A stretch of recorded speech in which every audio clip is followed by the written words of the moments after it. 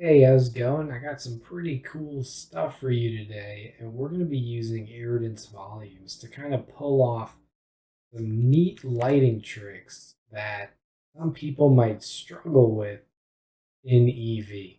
So I just pulled in a point light. I'm going to bump its power a little bit. And so the first thing you're going to notice on this point light is that you can see the light in the reflection. And so in this world setup that I have for demonstrational purposes for this video, I have two world objects of these trees. I have a large plane that has a shader on it to make it look like water. And then I have a reflective plane that's what's giving it this nice reflection. And then I have a procedurally generated clouds HDRI. But that's the scene. So that's why you get this really crisp reflection, is because of that reflection plane. But what you see is the light in the reflection plane, which most of the times I have found to be very undesirable. You don't want to see the light, you just want to have, the effect the light is giving the world objects. So irritance volumes gives you kind of a neat workaround to like deleting this light out of the scene. The next thing, which is, EV or cycles, almost impossible to do, is to independently light your world objects without creating multiple render layers and using compositing at the end to put them together, which you can do in a lot of situations and might be what you want to do in certain situations. And I'll go over at the end the kind of use cases of this method versus rendering layers and compositing. But it's almost impossible to independently light world objects. I've looked through documentation, I've read forums, and I haven't found, an easy, straightforward method. But irritance volumes gives us a kind of neat workaround to independently lighting world objects, in the caveat that those world objects stay static within your scene. All right, so let's get right into it. The first thing is that we're not going to be using actual light sources because they don't really work. They're not what irritance volumes were designed for. I'm going to delete the light source out of the scene, and I'm going to add an irritance volume. And as I encapsulate this game object in my irritance volume, I'll kind of explain what irritance volumes are and what they're primarily intended for. So irritance volumes are a means to bake indirect lighting. And what indirect lighting is lighting that comes off surfaces. So you know how like colors work in that the color red is the color red because it reflects red light off the surface and it absorbs all other light. And so in cycles, if I had a red plane here and a bunch of lights in my scene, that red plane would be emitting a certain amount of red light. But in Eevee, because you don't have ray tracing capabilities, the backside of this tree would be receiving no red light from this plane unless I set it as an emission source, which you can do and we will do to kind of have this neat workaround for other purposes. But in cycles, you would, especially if this was a slightly glossy image or object, you would get this kind of red light that would bounce off this plane. That's what irritance volumes were designed for. Within each irritance volume, you have these little dots which act as light absorbing probes. So that red plane, this probe here is going to pull in that light from that plane, and then it itself is going to act like a light and push out the red light that it absorbed. And so using irritance volumes, you can get much more realistic. Um, I think in Eevee you have screen space reflections. You could kind of think as irritance volumes as like screen space color bouncing is what they do. So that's not an option in Eevee, which is why I guess these were created. And now I'm going to show you how you can use irritance volumes to do some kind of neat kind of workaround-y things that they weren't initially designed for. I duplicated my volume out to encapsulate my second tree, which we're going to need. Something else in my hierarchy is I have a collection for the first Irradiance volume and a collection for the second Irradiance volume that have the two trees. I'm just going to drag the ones we just created into their own collections. The next thing I'm going to do is pull in what we're going to be using as our light sources.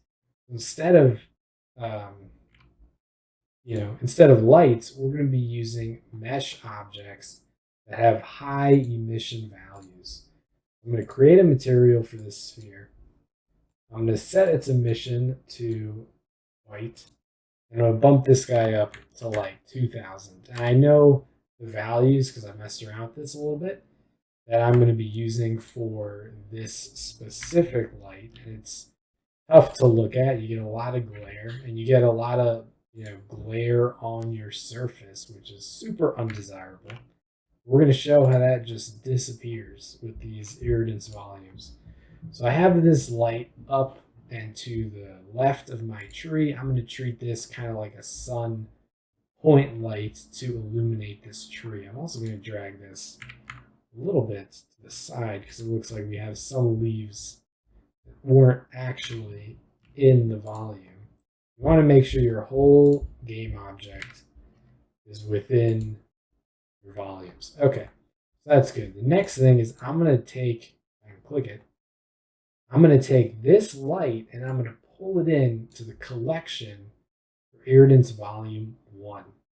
While I'm there, I'm going to specify within my Irradiance Volume settings, visibility collection as collection 1. So what that's going to do is it's only going to take the color that comes off of these objects to bake this screen space color bouncing that we're going to do. And so it's going to be easier to show versus explain the effect that that's going to have. And I'm going to shift duplicate that light. And we're going to light our second tree slightly differently. So first things first is I'm going to pull this down quite a bit, and I'm going to change its color to be a little bit of a bluer hue to match the hue of the leaves. And I'm going to pull this light into, roughly into the tree. Like that. Okay. So what's cool is we're going to light this tree as if it's receiving a sunlight, and we're going to light this tree as if it's got this kind of like internal glow to it.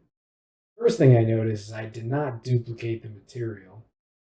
Let me do that because this material got changed when I changed the other one. So let me change this back to its initial values. Okay. Second thing is I need to make sure this sphere is in the second collection. All right, so now I have everything set up and ready for baking. The only other modification I'm going to make to these volumes is the more nodes you have within each volume, the longer the bake is going to take, but the more accurate, as if it was a real light, your final result will be. So I'm not so worried about the bake times. I'm going to bump this to 16 in both.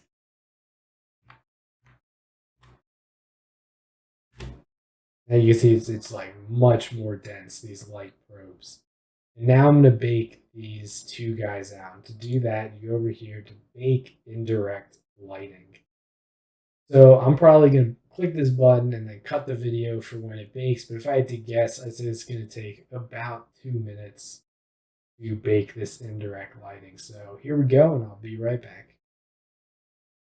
All right, so the bake is done, and immediately looking at this, I realized I made a mistake in the setup of my irradiance volumes. This irradiance volume was set up correctly, and you'll see that this light has no effect on this tree. But this tree is receiving the light from both this guy and this guy, because you can kind of see the leaves up here being illuminated, which means I likely had no selection, visibility selection. Yep, this visibility selection here was blank. So it pulled the light from kind of everything in the scene. It pulled the light from the tree, it pulled the light from the light, it pulled the light from the ground, and it was using all of that to calculate how it bounces against this tree. We don't want that. We don't want the light from the ground. We don't want the light from the tree or the other light. So I'm going to select the correct collection. And this is a good moment to kind of show you deleting the light cache. So if I take this tree and I move it around, you'll see it looks really funky. And that's because the light cache is kind of it stores this three-dimensional space and how these internal mini lights act in that three-dimensional space. So that's a big caveat of this method, is that your objects within your space need to be static. You can have animations, where you move around the world, but the objects within the irradiance volumes need to be static, or else you get really weird results. But I know this didn't work exactly like I wanted, so I'm going to delete the light cache, and immediately you see the lights disappear. I'm going to make sure I have selected the right collection. That's 2, and that's 1. Now I'm going to bake it again, so I'll be right back. All right, so our second bake is complete. I can immediately tell that the difference between the first bake and the second bake is you'll see the top of these leaves is not illuminated by that point light. I should say point light, that point sphere off in space. So let's get rid of some of this stuff and see what our final result looks like. And just like that, we are done with the content that this video will cover. I can render this out. So I'm going to render image. And I see the mistake I made. I need to delete the sphere, not delete the sphere, hide the sphere from the render. So let's try this again. Render image. And I like it, but I'm going to actually back up just a little bit so we can see a little bit more of the tree reflections. One last time, render image, boom, done. So here we have an image that at first glance looks pretty basic, but we've pulled off some pretty neat and nifty tricks that is not built into Blender by default. The first thing is that we've lit these two objects totally differently. We've lit this one as if it was, realistically being lit by something like a sun.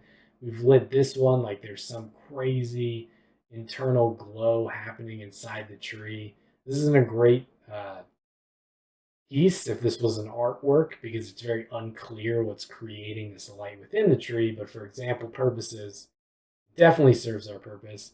The next thing is that, especially right here, there is no light reflection, because that's the amazing thing about baking these lights, is that once they're baked, you could totally even delete the spheres out of your scene, and it'll make no difference to the bake. That's the two things. It's independently lighting and removing the reflection of lights. And that's the cool stuff. Now I would be doing a disservice if I didn't talk about the limitations. Let me now put these back. The limitations of using irradiance volumes. Primary limitation, light is static. This point light that's lighting up this tree, it has to be static in your scene. Or even if this light's moving around, the lighting of this tree will not change. It is built in now. It is permanently there until you delete the light cache. So much so that I could take this tree and totally take it out of this box. And you'll see the light is not being baked to the material of the tree, or rather is just an artifact of this cube in space and how it operates. I'll put the tree back.